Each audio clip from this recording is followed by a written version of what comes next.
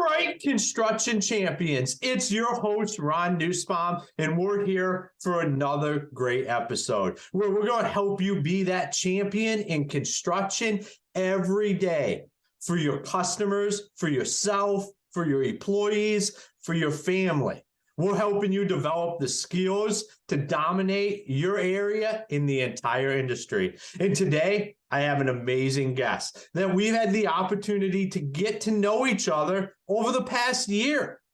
Duane, thank you for being here today.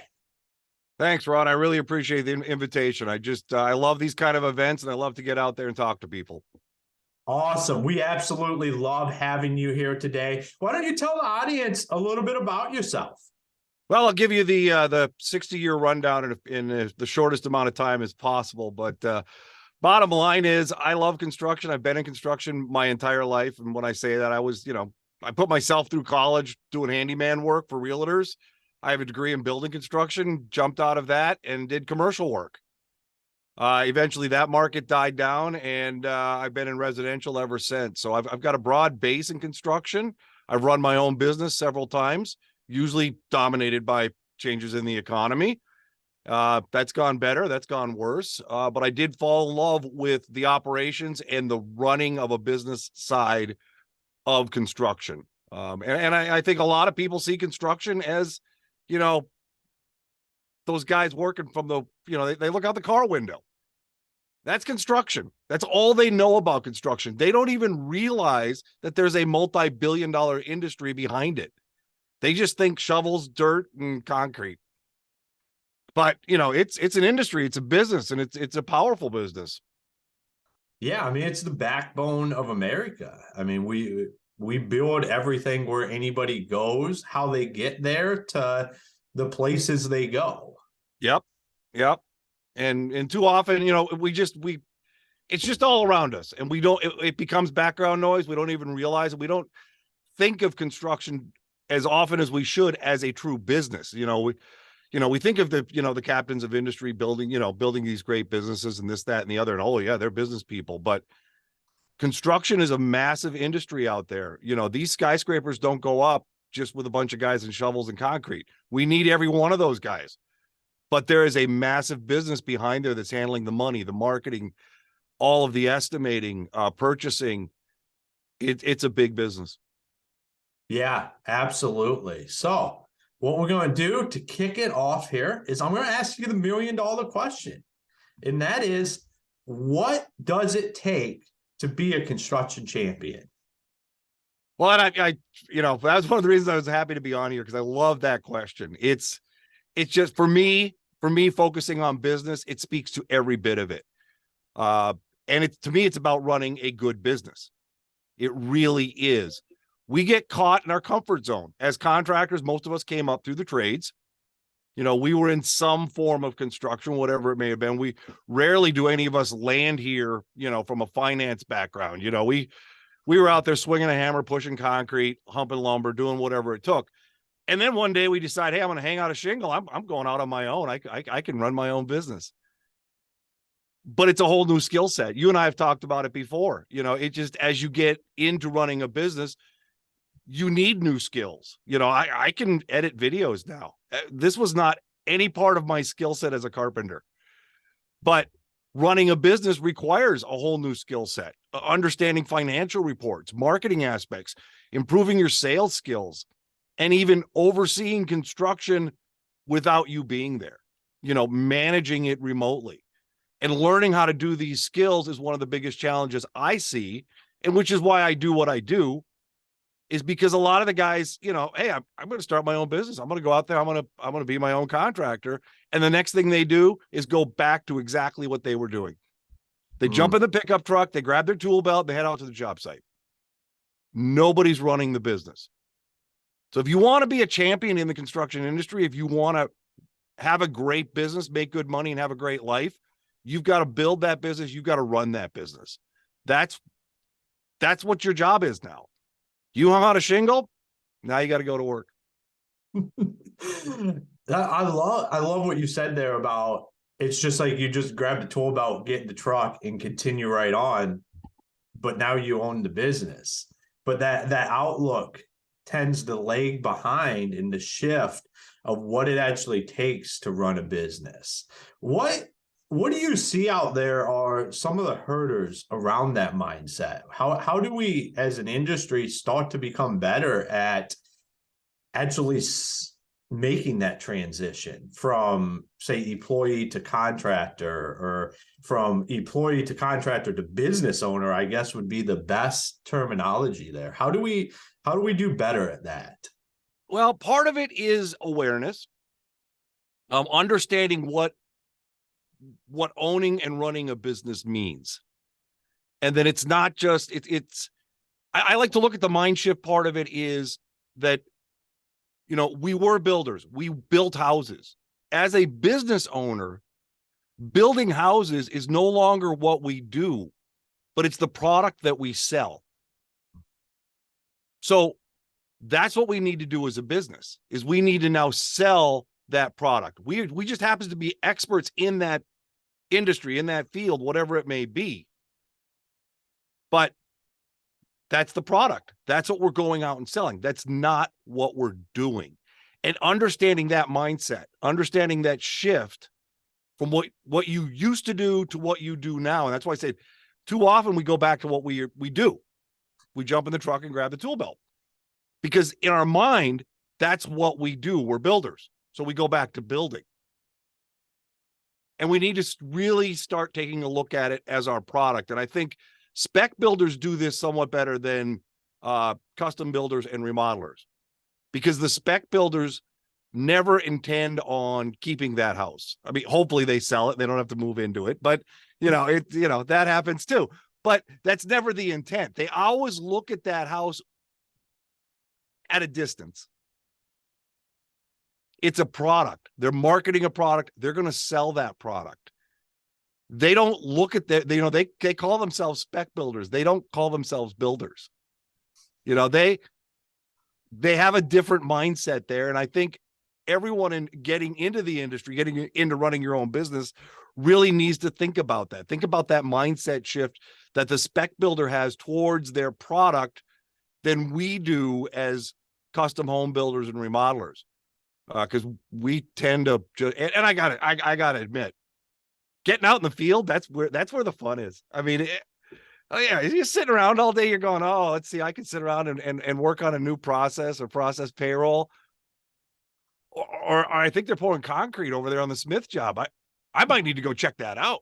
Well, of course that's more fun. We all know that's more fun, but that's not our job. Yeah, and I think if you spend the right amount of time on building the systems and create a business that runs it, practically will run itself, you can spend as much time out in the field as you want watching concrete get poured or swinging the hammer. I love looking at it from when you talk about the spec builder's perspective, how it's a business to begin with. I know we just had a great episode where we talked about building a business, not necessarily building a construction business. And I think like that's a lot of what gets lost, is that just because we're in the construction industry doesn't mean we can't use principles for business. Because right. I think too often we hear is like that doesn't work here. But that's not true. It works here just as well as it works at the bank or the doctor's office or the lawyer's office. Like all those same principles still work here. Yep. No, they still apply. I mean, 95% of all business DNA is the same. If you're running, a card shop, or if you're running a florist operation or a contractor, or like you said, an accountant's firm or a law firm, the basic core business principles are all the same. And unfortunately, our schools don't teach us this. They skip that whole step. So a lot of people have that, pro-American capitalist mentality. I'm going to go out. I'm going to make it out on my own. I'm going to be successful. I'm going to have the nice house, the boat, the vacations. I'm going to have all of that because I'm going to be an entrepreneur. We all get that. We've been taught that. We understand that that's, the American dream.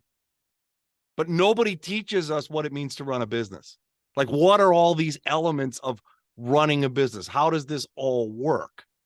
So we've got a major skill gap in there that if we're going to be successful, we're going to have to learn it. Like there's no skipping that step. It's like, I want to be a master carpenter, but I don't want to learn how to swing a hammer.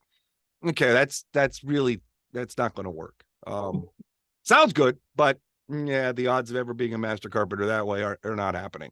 And it's the same with being a successful businessman. You hear people around town, you're like, oh, so-and-so, he's a great businessman. Well, what does that mean? We kind of go, oh, okay, that's cool. But there's something behind it that people recognize. They have a good operation. They run a smooth business. They're profitable. They're successful. And they're not, they're out getting a cup of coffee at 10 o'clock in the morning with their friends, not, pounding it away on a job site or behind the desk locked there because they got so much work to do. I like that. That because we do hear that. You do hear that from people. Oh, that guy, he's a really good businessman, or that lady, she runs a great business. And we don't ever dive into why. Like, why are they're having that cup of coffee at 10 a.m.? It's just because I think there's some natural ability, but it's not. Like, it's like you said, the schools don't teach it. We have to learn it somewhere. And it's the people that take the time to go learn those skills that actually become those great businessmen. Or, you said master carpenter. It's like becoming a master business person. Like that's right. That's what we're trying to build here is the systems and the ability to just grow a company to where it just grows. What do you think the secret is for the master business people out there?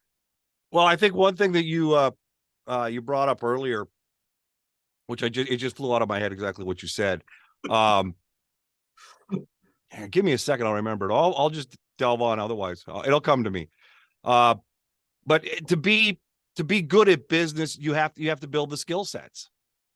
And a lot of these skill sets are skill sets that we don't, we as builders, I think especially, but I think a lot of business people don't necessarily innately like. Payroll systems, an accounting system, reviewing invoices, doing, estimates, pricing, budgeting, or even going on sales calls. I used to hate sales calls. I was like, oh, I mean, I had to like psych myself up for a sales call. I've got to go out there and pitch myself, pitch why you should hire me. Like, it was so uncomfortable. Because again, it's not a skill that we get as a carpenter or as a plumber or as an electrician. This is a skill we need to build. But it's not even as much of it's, I guess, you can kind of look at it like with any trade. There's a guy who knows how to frame, but he's not called a master carpenter. He's a framer, he's a carpenter, he's got other titles to him. He can bang up a wall, but can he do layout? Can he look at the overall project? Can he plan for the plumber, the electrician, the drywall guy? Can he plan for the siding guy? Can he lay out the roof rafters? That's when you become a master of what you're doing. The same thing is true in business. It's one thing to go, oh yeah, I can go on a sales call. You can do anything if you're forced to. But do you know the nuances of sales? Do you know how to approach the sales call? Do you know how to close the deal while you're sitting at the kitchen table? And have you studied this? Have you practiced it? So you get really good at it. It becomes natural. So it's not even just, I need to learn more about sales, and I need a nice brochure. Okay, that's just a nice paint job.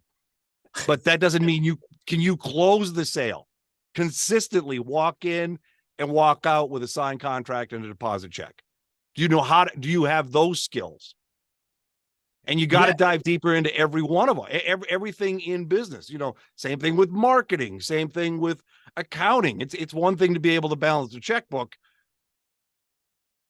Balancing a checkbook has nothing to do with business for the most part.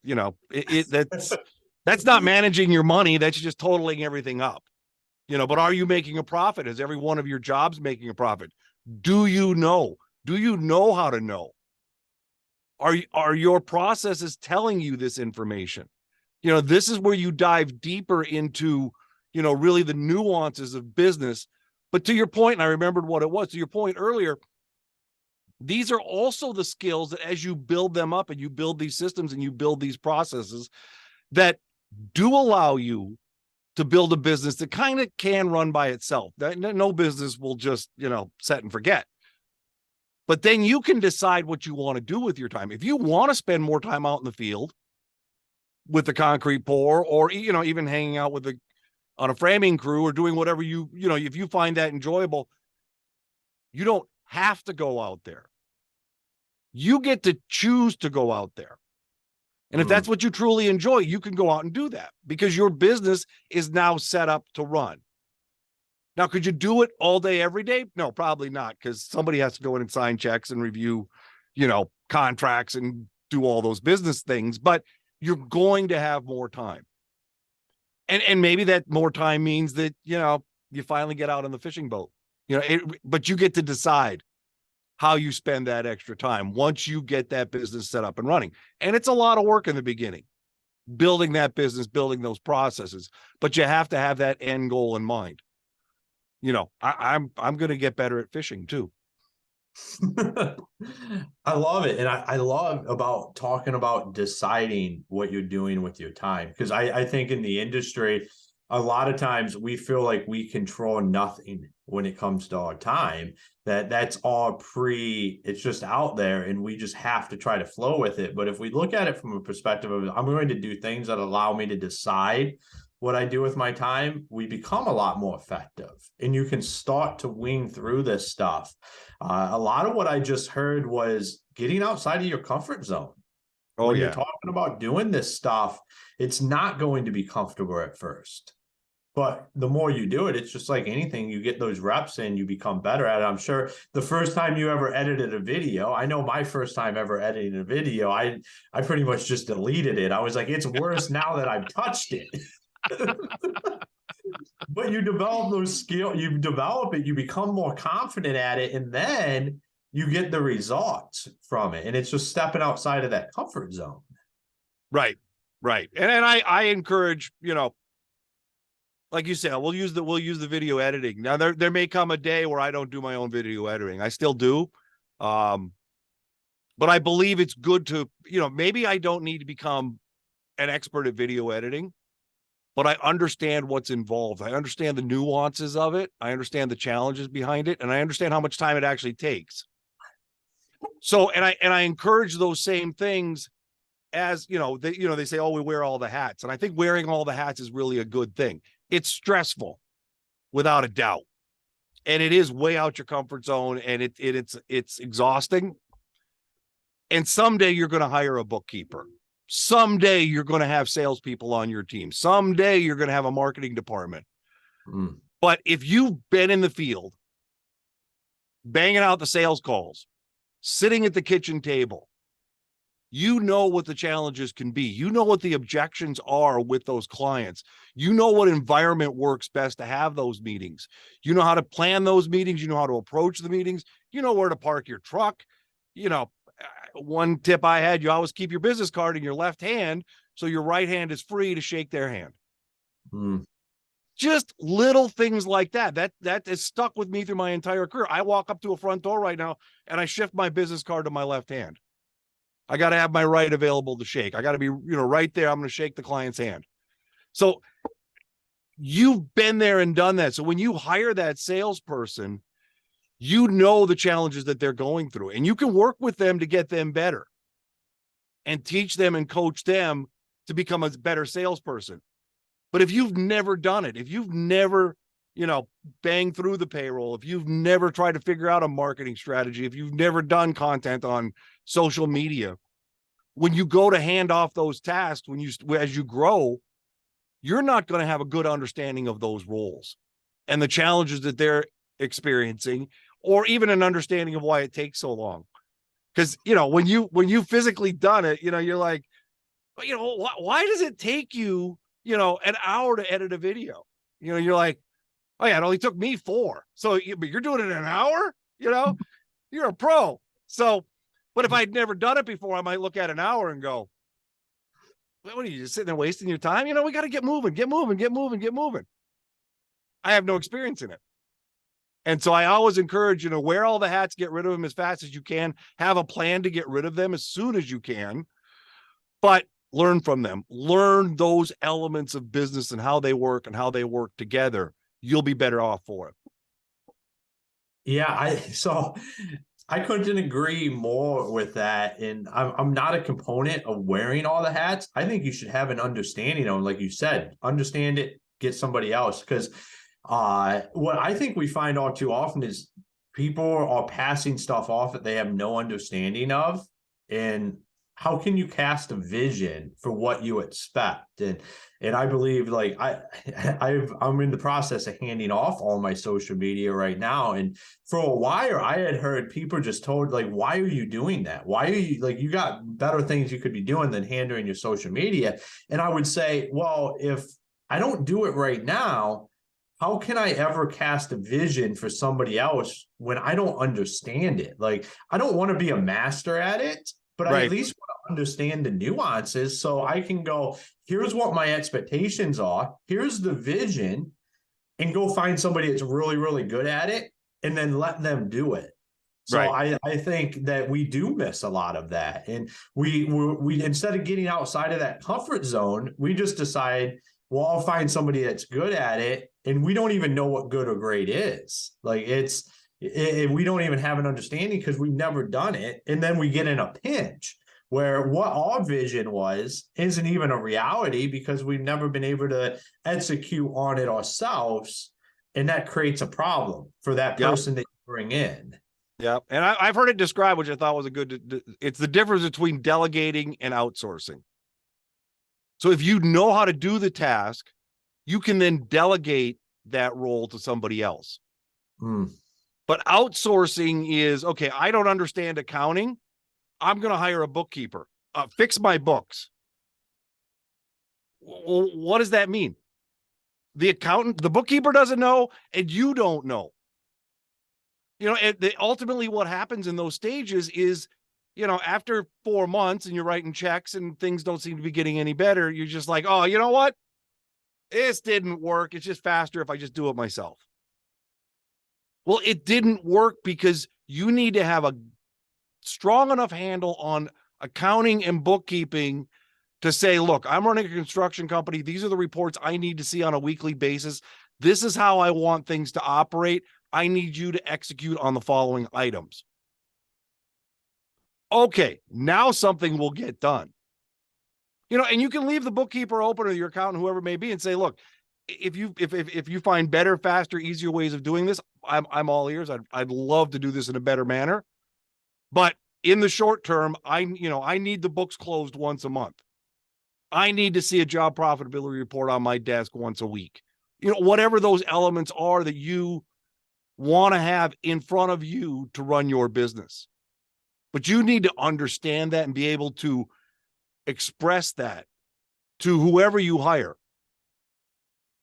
And if you haven't experienced it in any way, you're never going to get, as you were saying, you can't share that vision. You don't even have a vision to share. You're just hoping somebody else comes up with one and you can adopt it. And the odds of that ever happening are pretty close to zero because, that bookkeeper doesn't know your expectations, may know construction bookkeeping, but may not know your business and what you're focused on and what kind of information you need to make good decisions for your business.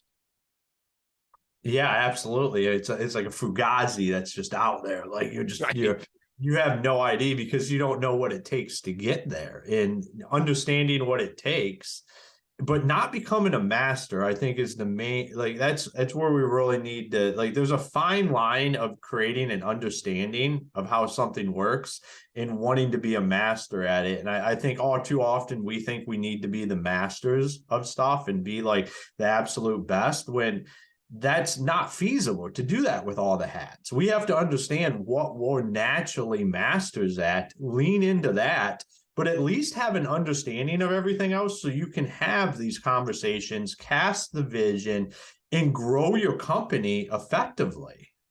Right. And that's, that's honestly when I do my coaching with contractors, And it's a little slow in the beginning, and I'm working on improving that, because one of the first things I want to know from them is, what is their vision? Where do you see this business going in 5 years, 10 years? Because starting and running a business is not, it's not like running out, buying a TV, you take it home, plug it in. This is a long-term play. This is a lifetime play.